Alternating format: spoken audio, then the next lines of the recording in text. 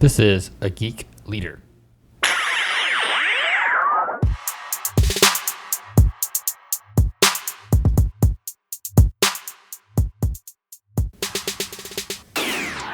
Hey guys, welcome to A Geek Leader Podcast. I'm your host, John Rauda, and this is episode 100.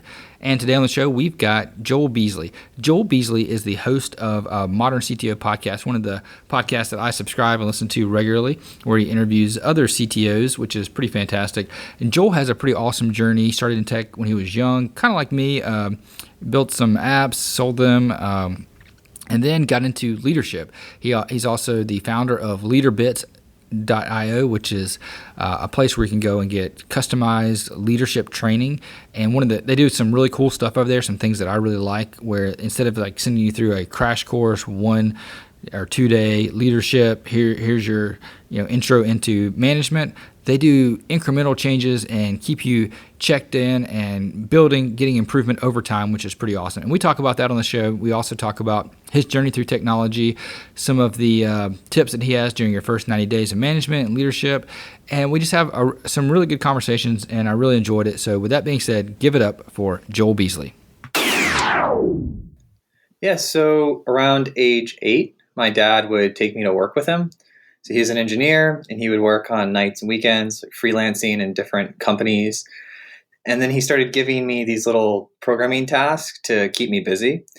And from there, I just really thought that it was exciting. It was, that feeling like a caveman that just created fire for the first time. I felt like that when writing code. So I just kept doing it. About age 12, I got hit by a car and was in a wheelchair for a year. And the silver lining of that negative situation was I got to spend a lot of time getting really good at writing code. So I wrote code all the way up through high school. After that, I sold some real estate application technology that I had made. Then I met some investors, and they were getting a lot of pitches from new technologists, growing technologists. And so I started having these great conversations and sharing with them what I had learned going through the process. And then that ended up turning into a blog, which then turned into a book. And then before I published that book, I started reaching out to CTOs and CIOs about the content that was in there, so I didn't get flamed when I published it. And by the way, it still happened, still totally got flamed when I published it. But it was exciting. And these conversations that I was having were a whole lot of fun, and I didn't want them to stop from the book. And so ultimately they turned into the Modern Cto Podcast, which is the podcast that has over 70,000 active listeners, CTOs, CIOs, VPs, engineering, security, all sorts of different technical people. And we interview mainly CTOs of like NASA, Microsoft, Verizon, Symantec, all sorts of companies, big, large, small. And we have them come on the show and we have them share their experience, just like the blog had started with me sharing mine. And so they share their experience with the audience about how they leveled up to their positions, what they're experiencing currently today within their teams and within their companies and product. And that way the audience can leverage that information in order to move themselves and their teams forward. Awesome. Well, I want to unpack this a little bit. So I've heard you talk about this, and I think it was in the book as well. You got hit by a car. Yeah. Can you explain a little bit about how that went through and kind of like what that did to your just your self-esteem and everything, as that's a huge thing to go through, especially in those preteen, early teenage years. Yeah, right. So it was like a Saturday afternoon garage sale type feel in the neighborhood. So where everyone's kind of out and about. And I was on one of those little GoPed scooters. So think of like Razor scooter with like a little motor on it. Mm-hmm. And this woman came around the corner and like lost control of her vehicle and hit me going like 40 miles an hour. And, my body went like under the back of her car. And so that like messed my legs up and my hips up and everything pretty bad. And then I woke up and they were like drawing chalk outline around me. And I'm like, man, I know. I was like, am I dead? And they're like, no, we're putting you into the ambulance and we need to mark where your body is for the report. And I was like, oh, okay. That makes sense. So I didn't feel a whole lot of pain until I was like halfway to the hospital. That's when it started hurting. But then, you know, it was humbling, I guess, because I had to have someone like bathe me and help me go to the bathroom and all that stuff. You know, especially as a boy going through puberty at the time. Yeah, not a fun time, huh? Super awkward for everyone involved. So yeah, so that's how it went down, and that taught me, you know, not to be a dick. Yeah, well, that's actually a great lesson to learn at that age, because that's when I know when I was a kid, that's when I was, I thought that I knew everything and Oh yeah, everybody else was stupid, and you know how that goes. I was a lot nicer after the fact because you know you're going through your transformative years. You've got hormones flowing. You're learning about life, and I don't know. Yeah, you get cocky. It's like the natural human thing, right? Yeah, I totally get that. So we said one of the things that kind of came out of this, not only just being nice to people around you, but also you got time to kind of work on learning code and working with computers and stuff a little bit more. And I was about that same age when I got involved, and it was mainly because of my neighbor who worked at a company called NCR back then, and he would bring home like spare parts for computers, and he and I would just put together like 286 and 386 computers to donate to churches and things around the area. And that kind of got me excited and stuff about that. But you kind of was able to translate that into development coding, and you built an app. Can you tell a little bit about that app that you built, and kind of what encouraged you or made you want to get into the mobile space? Yeah, so I was building technology in real estate because my parents had a real estate agency. So I would sit in the back of the real estate agency after school, and so I had already had 4, 5, 6 years of programming experience by this time. It was like in high school, and then I would see some of their problems. Like Lisa would complain about something or whatever, and at the time there was not a lot of tools, right? And they weren't, and the tools that were out there were like, eh. So I just built something to solve their problems, and it turned into like a suite of tools. So I built like a little email system here to help them with that, and then little showing thing for the property, marketing their property photos, and just build little tools that would help them. And that suite of tools ended up, people talked about it, right? Because Florida is where I lived, and that is a huge vacation area. So people split their time between like Florida and Boston or Florida and New York or something. So people would see the tools down here and then go back up to New York and talk about them.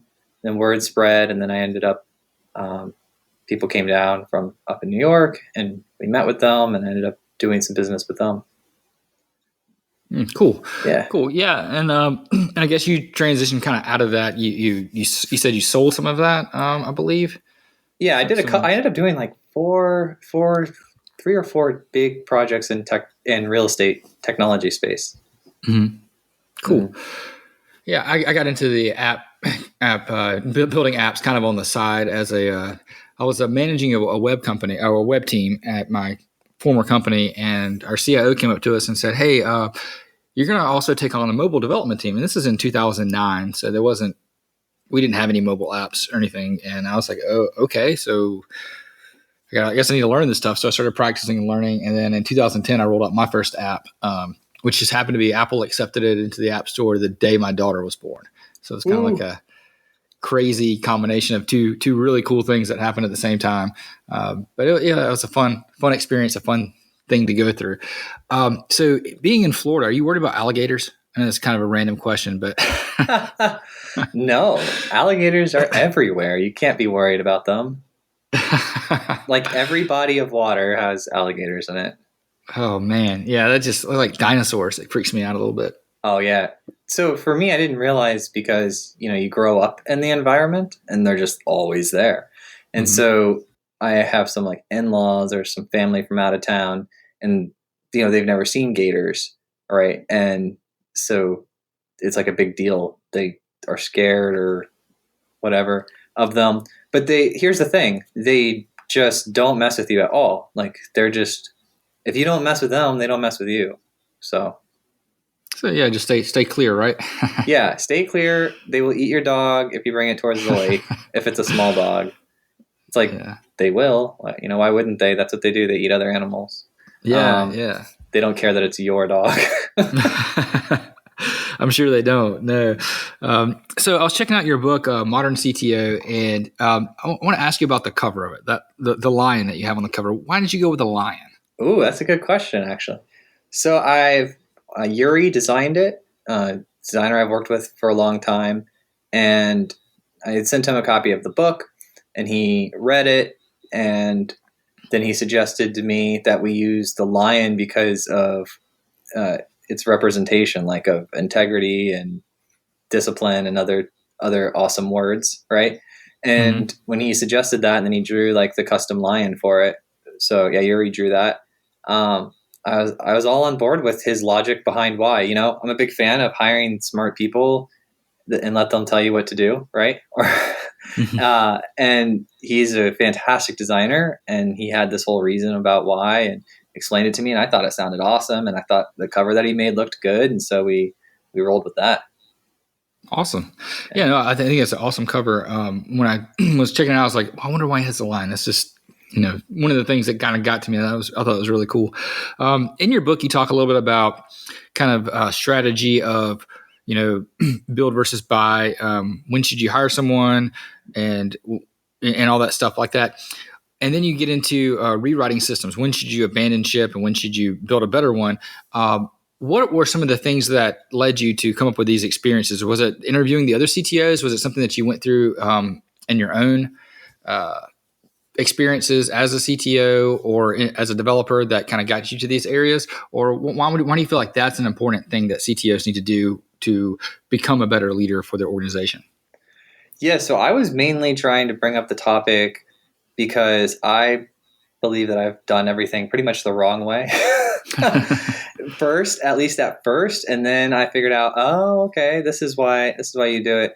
So when I was bringing up those chapters, like when I made the book, I was having all these conversations with different people about my experience. And yeah, I mean, I've done both. I've rebuilt stuff from like complete scratch. I've rebuilt stuff and then migrated through like ETL processes data over, and then I've like tried to fix broken systems.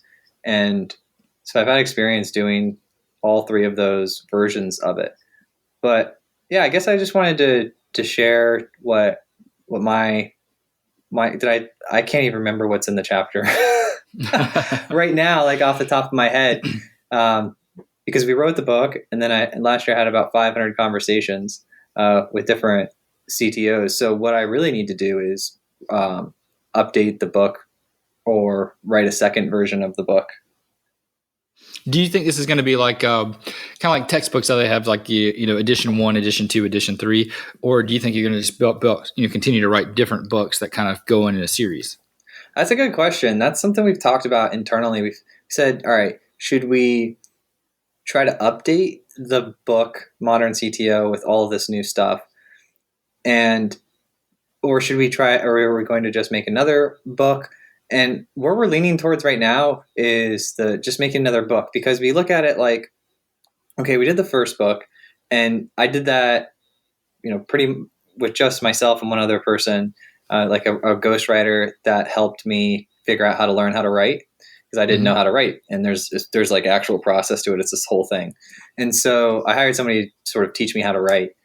And what I learned from that, like, you could consider that book like my first app ever written, right? It's my first book. And so I learned that people look at books differently. So there's like two worlds of people. One, people are reading books, just interested in the good information. They like the stories. They like it short. They like it simple. Other people want it like incredibly detailed with like notes at the end of each chapter of how to actually, implement stuff. So the whole experience of doing that book taught me what people expect out in the marketplace, which is really, really great for me, because now I know how to make both sides happy, right, on the book. But yeah. I'm leaning towards doing an entirely new book just so I could keep that first version more of a story of how I was bright-eyed and bushy-tailed going from developer to first-time CTO, and rather than try to update it with like everything in the world, because right now I think it's really valuable for people who are becoming a first-time CTO, and then we'll just do other books which will have other purposes. Yeah. Well, what other types of advice do you have for maybe first-time leaders? Because most of our audience, I did a survey probably, it's probably been like 8 or 9 months ago now, to figure out like where people are at in their careers, why they're listening to the show, and those kind of generic questions that you see on most podcast surveys. But I found out that a lot of the listeners are team leads or first-time managers of software developers or IT engineering groups. And what are some advice that you have that you've experienced when you kind of made that transition into leader that would be helpful? Yeah, I would say one of the best pieces of advice is ask your leader, so the person you communicate to, your stakeholder, ask them how you could become more valuable. So like specifically the way you would say that is you'd meet with them and you'd say, what skill or habit would make me more valuable to the team or the organization? And at first they're going to be like, oh, just do your job well, or they're not going to have a great answer because you probably caught them off guard. But what you want to do is you want to dig into that and walk away from that conversation with something you can actually work on that would make you more valuable. Whether it's communication, timeliness, could be cleanliness, it could be anything. But you want to find something to work on outside of your normal day-to-day activities and KPIs or OKRs, whatever your way you communicate value. And then you want to, set a recurring timer in your phone, weekly or bi-weekly, to spend 10 minutes working towards that. So step 1, figure out what it is. Step 2, actually work towards it for 10 minutes a week. And then step 3, every week as you're learning or doing some activity, maybe like, let's say hypothetically it's improving your communication. So every week as you're taking steps towards improving your communication, write a quick note, back to your stakeholder. Say, hey, let's pretend it's Mark. Hey, Mark, this week I was working on communication. I read this book. I tried this exercise with my team. And you want to do that week over week. And that's the hardest part, that consistency. But if you think about it, it completes the story. So you went and you asked your leader who you communicate value to, who values you, and you're working on this team together, working at this company together. So you go back to them and you figure out what this thing is. You go develop it. You build this story in their head of you continuously improving and achieving this goal. And then that makes you look really good. And it makes you more valuable to the team. And it gives you an awesome reputation. And it will improve you because you're improving at something. Yeah. I think that's good advice, and I think there's 2 things that you hit on that I want to kind of go back to a little bit. One is consistency, and the other one is kind of that reputation and that self promotion almost. But I want to hit on consistency first. I've been kind of following you since we first talked. What was it? It was right after your daughter was born, I believe. And your show, you've consistently put out, quality episodes. I know you started running and you've been consistent in that as well. What would you attribute or what kind of advice would you have to someone to help them be more consistent? Because what I've seen with a lot of leaders when they first get into management, they're all gung-ho, they're fired up, and they start working on something, but then they get burned out with it, or they get sidetracked, or they get distracted. What are some things that we can do as new leaders to be more consistent? Put accountability in place. And then make sure that whatever you're driving towards is big enough to keep you excited. So for me, I am a human, carbon-based life form. I go up and down in my rhythm of excitement. And so I learn myself, and I know when I'm not as excited. And 2 things have either happened if I'm not excited. I either have lost sight of the bigger picture, right? Like of what I'm actually driving towards, or I have accomplished it and I don't have something that I'm driving towards. I've either forgotten what it is, or I accomplished it and I realize that I'm not actually going towards something right now. Because, everybody would be super excited to go into their garage and spend a couple hours building a money machine, right? Right? Yeah. Because it's very clear. I'm going to go put this much time into it. And so that's easy if you can imagine it in this fixed short time period, but it's hard to achieve bigger goals that span longer periods of time. So you need to make sure that you're connected to what you want, and that what you want, that you've engineered that to be exciting enough to want to jump out of bed or wake up at 5 a.m. Like if you're in life right now and you don't have something that's exciting enough to make you jump out of bed even when you don't want to, then you need to pick something that's more exciting to go after. Just pick a bigger goal.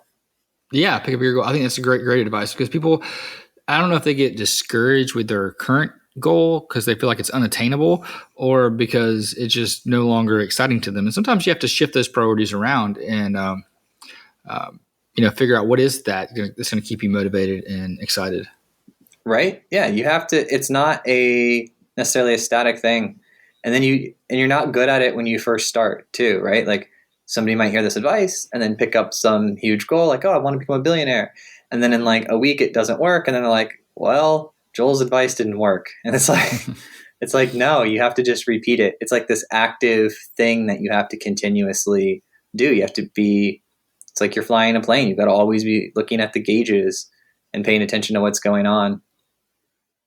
No, I think that's good advice. I always use running as an analogy. Like the first time you go out to run, that first, for me, it was the first 500 feet that was the hardest. I kept thinking, why am I doing this? I'm out of breath. I'm exhausted. But then I noticed over time, maybe it was a few weeks, maybe it was a few months, but the consistency of going through that effort over and over again made it easier, made it more enjoyable. It made it to where, like, if you missed a day, you felt bad, and just made you want to continue to move forward. Yeah, that's a lot. Like, you're reminding me right now of passion. People think that it's like some magical thing that you'll find on a quest. And I read this book called Grit, which talks about it. And it's essentially what you just described. You start running, right? And then you get a little bit farther. You kind of like it. You kind of hate it. Some days you love it. Some days you don't. But then when you start, if you keep at it, you develop skill. And as humans, we're wired to, we want to do work that we're skillful at, right? Like we want to do things that we're really good at. And as you do them and you become better, it rewards you, and then it creates this momentum cycle. And that's how people become great. So you don't have to love something to be great at it. You just have to do it consistently and get through the times when you don't want to do it.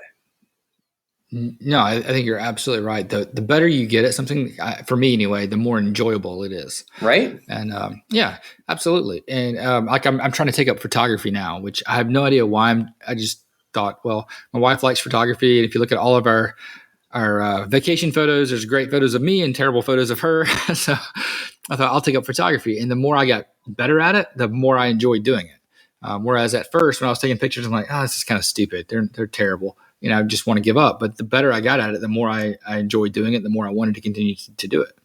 My brother just got into photography. Oh, really? Yeah, he's a doctor, and then he got through, his whole med school and his new job and everything. And then after about 2 years of doing this job as a doctor, he's like gotten into his groove, So he had some spare time outside of work. He needed a hobby. And so he picked up photography, and now he's like texting me pictures of the moon, and he's like, they've gotten, like, just in the past month, they've gotten so much better.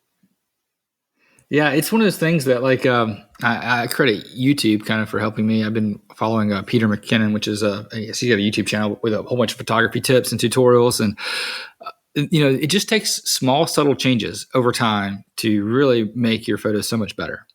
Dude, everything in life, right?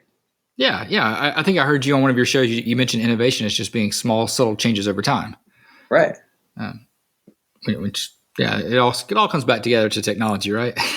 Yeah. It's amazing, though, how it took me 31 years to, like, figure this stuff out. Right. Yeah. Like, that's why I like talking about it, because it seems so obvious and real now. But if I could go back in time and, like, tap myself on the shoulder at 15 and explain this to me, I mean, maybe I'd be a billionaire by now.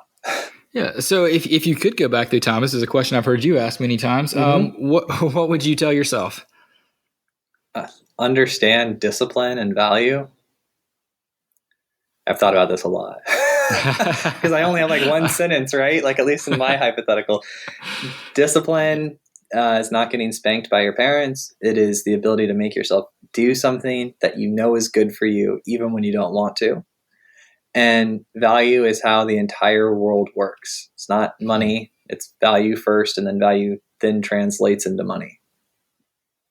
That's great advice. That's one of the things that I used to tell my team at my last company, and I tell my current team this too as well. But my last company, they were very big about timesheets and time.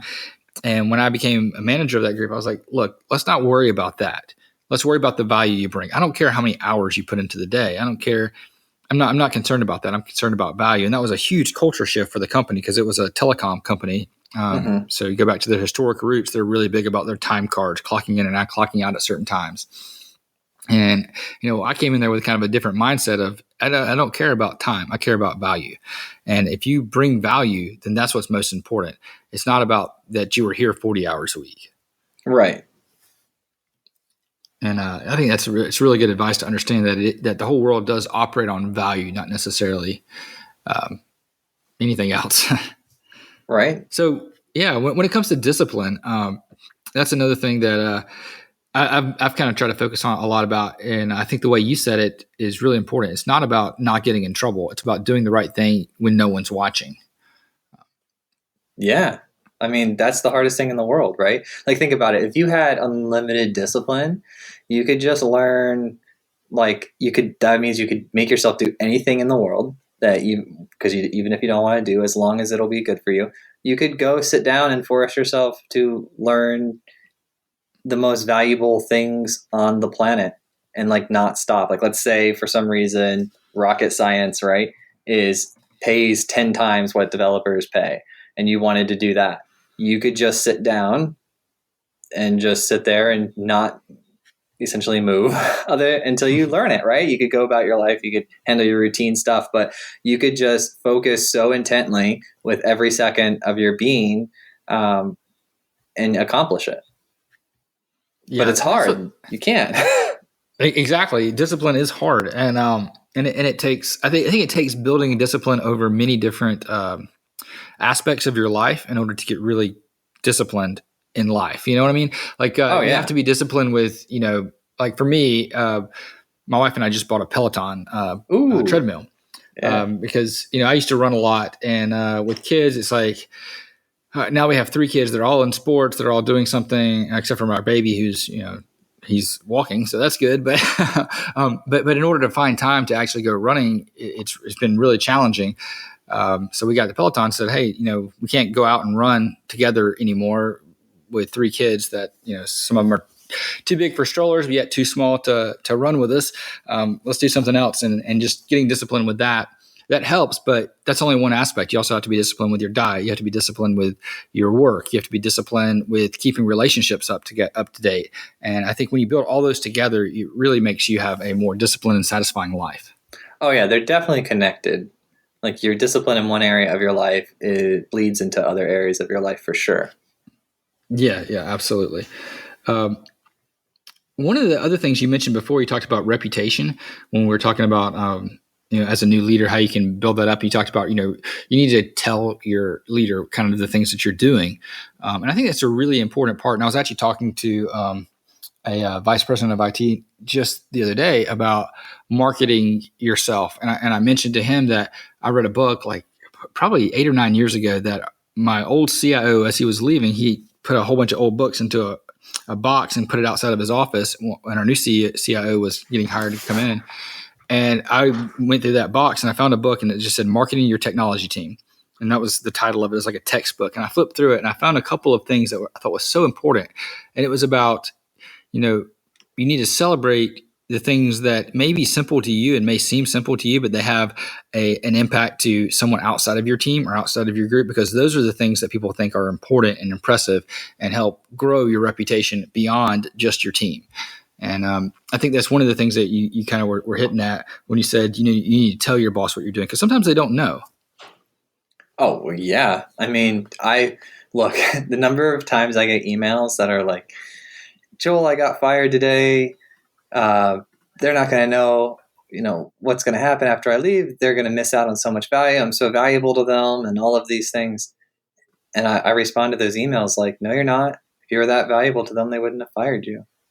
Like, there's a problem. You think you're valuable and you're off working crazy amounts, I'm sure. Like, there's no doubt in my mind that the person's working hard, right? Like, I just imagine they are because I do. But you could work super hard, but not at the thing the person who's, in charge of you cares about. That's a great point. And it reminds me of, I think it was Tim Ferriss that said busyness can be a form of laziness. If you're always busy, but you're not working at the right thing, is it because you're putting off doing the right thing, or because you didn't learn or you weren't disciplined enough maybe to figure out what that right thing to do was? Yeah, I'll tell you, for me personally, as I started to grow with this podcast and all of these cool things happening in my life, I realized that, it's super difficult to stay focused and to work hard. But once you start working really hard, then you're highly incentivized to start researching the ways to work smarter, right? Like you sit there and you're like, okay, step one, I have to just run, right? So you just start working hard. And then you're like, okay, I've gotten to a habit where I can work really hard. And now it's like, how do I make the most, now that I'm working, 10 hours a day or whatever it is, now that I'm working this hard, how do I optimize this so that it's worth it to me in the long term? And then you find those books, right? You find books, you find Tim Ferriss's, he's always looking for an edge. Yeah. Yeah, I think you're absolutely right. And I think the people that don't excel in their career are the ones that continue to overwork. And I always go back to when I was a kid, I used to watch DuckTales. Oh, yeah. Scrooge McDuck was always about working smarter, not harder, They just swam in his money at the beginning of that show, right? Like in the cartoon. Yeah, that's what right. I remember. I remember the scene of the vault. I should remember the other scene. Yeah, I remember he framed his first dollar he ever earned. Yeah, and he talked about how he used to shine shoes one at a time, but then he built this machine where he could pedal a bicycle, and it had like a conveyor belt and a pulley or something, and it would like roll like 15 brushes across like 10 people's shoes and kind of circle around and around and shine a whole bunch of shoes at once. And I was like, oh, you have to work smarter, not harder. And I always kind of hung to that. And I thought, well, how can I do this a little bit more efficient? What step can I automate? And I think that's where a lot of people are starting to come back to being a good CTO, is finding those areas for digital transformation, or where you can automate, where you can include AI or machine learning to improve the situation and the circumstances that you're at. Yeah, and then they also have an amazing ability to connect everything that they do back to the value to the customer. Mm-hmm. Because that's where you get lost. Like, yeah. Yeah, I think that's really important to remember that your ultimate goal is to the customer. And I think a lot of technology leaders may forget who their customer is. Oh, yeah, a lot of them do. I mean, it's interesting because now that we have the audience and people reach out so much, 90% of the issues are like communication issues. The rest are strategy, like how do I structure this tribe? And I want some like knowledge information. But most issues that people come to me with are human issues, but they will mask them with strategy at first. And then I'll dig deeper and I'll realize, yeah, this is just you not communicating with your stakeholders. So what do you think is probably one of the most valuable things that you've learned by doing all these interviews with other leaders and CTOs that are out there that you could share with the audience? Most valuable thing I've learned is probably how to become more valuable, which was what I described earlier, where you go to your stakeholder and you do this boomerang thing and you develop that skill, because that is like the first principles style formula for how you could navigate from janitor to CEO, right? Like it is the way to climb up and through to the top of an organization. And so that's, for me, I think that came from the senior vice president of Canon, started out as an intern. and he traversed the company, and now he runs the entire like US division of Canon imaging. And so I think that's super valuable advice. I think you're absolutely right. And maybe he can get me a deal on some lenses or something. Right? Oh, I didn't even think about that. Yeah. Right? So what are some kind of side benefits that you've seen that have helped you when it comes to networking and being able to meet all these leaders that are in technology? The side benefits of yeah, because I know, like for me, when I started this podcast, I started it for a couple of reasons. Number one, I wanted to hold myself accountable to being a good leader because I knew I kind of sucked at it at first, and I wanted to get better, and I wanted to be a better speaker because I enjoyed speaking at conferences. So I thought, well, if I talk into a microphone and record it and have to listen to myself, I'll probably get better at it over time. And then my goals kind of shifted to how can I talk to really cool people and and get them to actually talk to me back. And the podcast was kind of one of the ways to do that. But one of the side benefits from that is that, not only have I learned a lot, been able to apply a lot in my current business and my current role, but also I get to, whenever I do talk to people or travel to a conference, there's always someone there that I've met or that I know of that has heard of me or we've talked to before, and kind of have that ability to just extra, sense of home whenever you go somewhere. Yeah. It's a couple side benefits. The first one is the company that came out of it, right? Mm-hmm. So we had the podcast, and then people came on.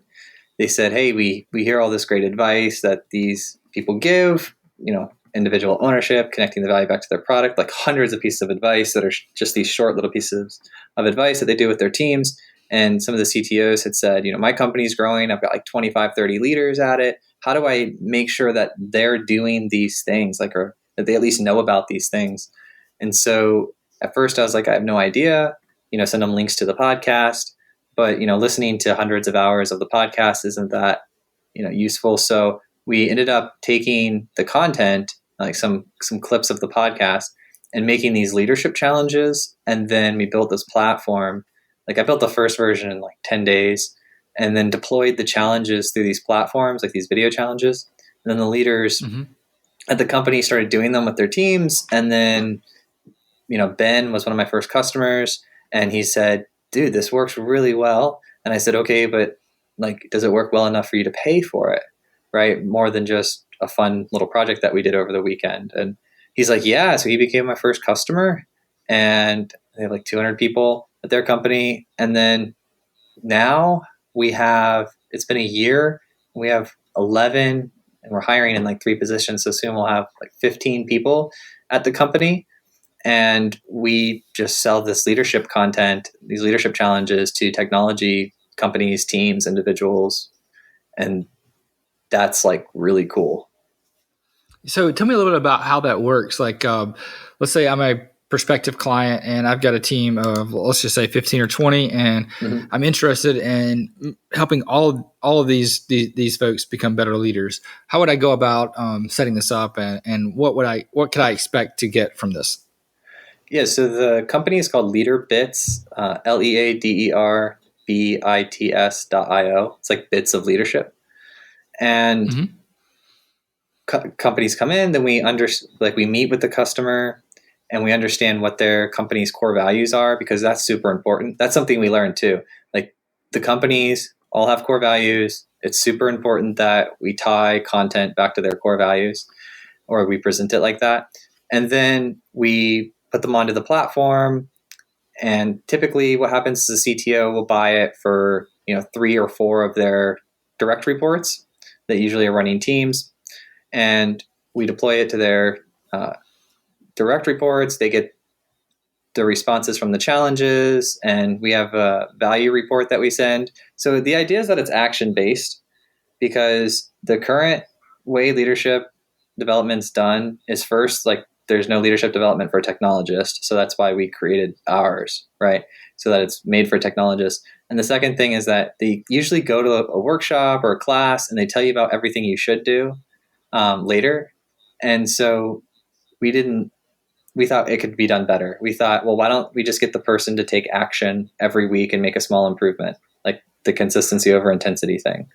And so The way it works is every week they get a challenge. They do the challenge with themselves or their team, and then they make an entry into what we call the Reflect DB. And then that entry goes back to their stakeholder, their leader. And so the individual gets to build up this constant portfolio of leadership actions that they're taking with their team. And so we personalize it to the company, we personalize it to the user. So like John, if you were on it, you would do this quick, like 3-minute analysis of your strengths as a leader. And then the actions that you're going to get to take with your team depend on, what your strengths are as a leader.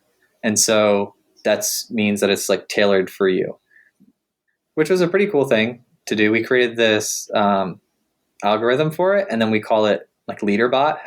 So it's got this personality. So like LeaderBot personalizes it for you.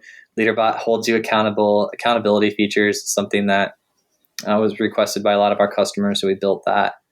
And yeah, the idea is like the Kaizen, it's like a Japanese word, this small, consistent improvements over time versus, what the alternative is now, which is sitting in a workshop for 2 days, learning about the 80 things you should do as a leader, and then going back to work and not actually doing any of those things. That's how the current system was set up. So we thought that this would be a better way. Yeah, that'd be kind of like, I know I'll be honest with you, my first stint into management, I had no leadership training. But then when I got it, it was almost like, here, let's overwhelm you for 2 full days and, give you a month's worth of information and then see how much of it you can retain. Yeah. And then they quiz you, and then they'll quiz you, and then they judge their quality of their workshops based on how much you enjoyed it and how much you felt like you learned. And we said, okay, well, there's a huge, awesome, that'd be like going to the gym like once a quarter and doing a really long, hard, like 8-hour workout. It's like, you're just going to get exhausted and sore. Yeah. And it's not going to lead to a change, like a long-term change of you being a person who continuously improves. No, I think you're absolutely right. I think the small incremental improvements are definitely the way to do it over time versus one big, here's your crash course of 1 day of 7 habits of successful people or whatever, and get out there. Yeah, I was actually pretty reluctant to build it too. Like I searched quite a bit to find something to refer, because people ask for like product stuff all the time from the show. And so I don't go build, all the different tools. I go look for tools and refer them. And so I was pretty reluctant to build it, but then I realized like how well positioned we were to do something like this and how unique it could be. And so I said, I watched some YouTube videos on how to make a sale, because I'd never done sales before. And within like 3 months, I sold like $100,000 in this, and I had no experience in this world. And so I then went and got venture capital and grew a sales team and an organization. So what was that process like? Was that scary for you to get venture backed and go through that process, or was it kind of like a relief, or what was it like? It was interesting. It was not like you imagine it to be. It's like these are like real relationships with these people, like the venture capital people are like, they're Mark. They're not like venture capital people. It's like it's a human, like there's a person and it's a group of people, and it's slow, and they get to know you, and it's heavily relationship based, and they want to invest in, I think they definitely invest more in me than they do into the business idea. And they actually like talk about that in their core values of the investment firm, because at the end of the day, when the transaction happens, like we got $500,000, right? They just, they wire you $500,000, and like, that's it. You have complete control over them. Like, that's it. You have the money. It's in your account. Like, it's you can do whatever you want with it. And so it's super important. Yeah. There's, that's it. That's just how it rolls, For some reason, it's not as striking when you think about it at like $50,000. It's like, oh, they wrote you $50,000 check. Okay, cool. But like when you get into like the $500,000, like now we're doing $1 million on this next round because we're making money and we want to grow. And so, yep, that's just what happens, But then you realize like you have to spend the money like it's your money. You have to be smart with Right. it because you ultimately have to answer, and it's your entire reputation. And the world of venture capital is so small, John. Like we all see all these like different brands and companies and things like that, but these people in these networks, like, they talk to each other. It's not as competitive as you would imagine. Like if you go try to raise money from like Florida funders and you like had screwed up something in Boston or whatever, like everybody knows each other. And they have these networks of people, and they just like pick up the phone and say, "Hey, did so and so pitch you?" "Yeah, they did. What do you think?" And yes, they are competitive in the sense that they want business, and there's a competition part. But just because there's a competition part, that does not mean that they don't talk to each other and they don't know each other, because they do. Wow. So, It's just one of those things that always, seems fearful for me that someone's going to give you money and then you have to you're now accountable to that person. You're now accountable to being successful with that and using it. Whereas, if you kind of mess up on your own, it's yourself that gets hurt. You're not hurting someone else, Yeah. And that's why the due diligence process is long. They want to know who the people are, who they're handing their money to, how they make decisions. I mean, they invited me over to their house. Like there's like a lot, like parties and stuff like that, like events that they can get to know me over a couple months. And it's, I'm telling you what, John, if you write a check to someone for $500,000, you want to know them too, right? Right. You want to make sure they're going to use it wisely. Yeah. Yeah. And then it's like more intensive than buying a house as far as the background checks, credit checks, everything, like everything you could imagine to go through your bank statements. Like it's an invasive process, and rightfully so, right? Like, So yeah, absolutely. Absolutely. All right. Well, this has been a lot of fun. How can people, connect to your show? I'm obviously going to link it up in the show notes and learn more about the things you're doing. What can we expect coming up on the Modern CTO podcast? Future episodes coming out real soon. We just released the CTO GitHub, or the VP of GitHub. Then we have Atlassian coming up. We have Salesforce that we recorded that's coming out soon. We have Quora, that site where everyone asks questions. Yeah. These are all awesome. I mean, we use Jira, so Jira, I use Atlassian products. And obviously GitHub. Who doesn't use GitHub, right? Yeah, right. We actually are doing a special with Atlassian. They have like a CIO and a CTO, and so we're having them both on talk about differences and things like that. Yeah.